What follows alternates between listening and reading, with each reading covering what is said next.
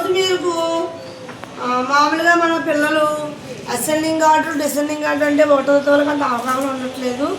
దానికోసం చిన్న యాక్టివిటీ ద్వారా మనం ఎక్కువ తక్కువ అమర్చడం ఎలాగో చూపిస్తాం. చూద్దాం ఒకసారి. చూస్తారా?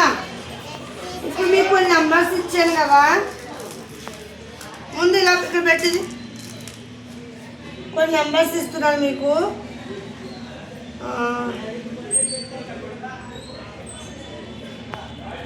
ఓకే, అభినందన్, దీక్షిత, ఇందులో స్మాల్ నెంబర్ది ఇక్కడ పెట్టు.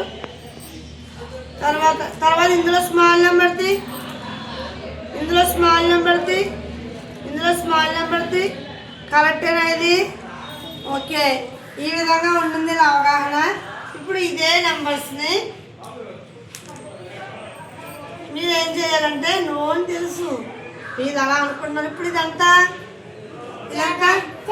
ఓకే 7 పీస్ పెట్టుకుందాం. ఇక్కడ 1 2 3 4 5 6 7. ఇదంత 2 పెట్టు అభినందన్. ఇదంత 3 పెట్టు దీక్షిత పెట్టు. ఓకే, ఇది 5.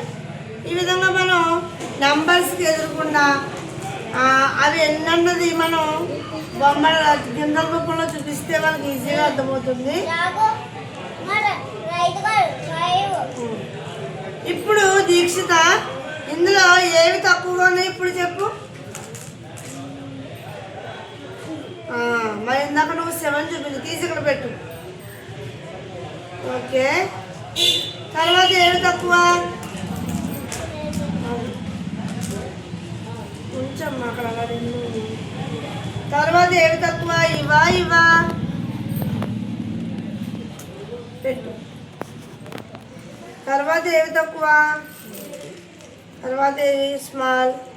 చూసారా, మనం వీటిని ఇలా చిన్న ఇంక నుంచి చిన్న వాటి నుంచి ఎక్కువగా అమర్చుకున్నాం కదా, దీని ఏమంటే అసెండింగ్ ఆర్డర్ అంటారు. ఏమంటారు? అసెండింగ్ ఆర్డర్ అనండి.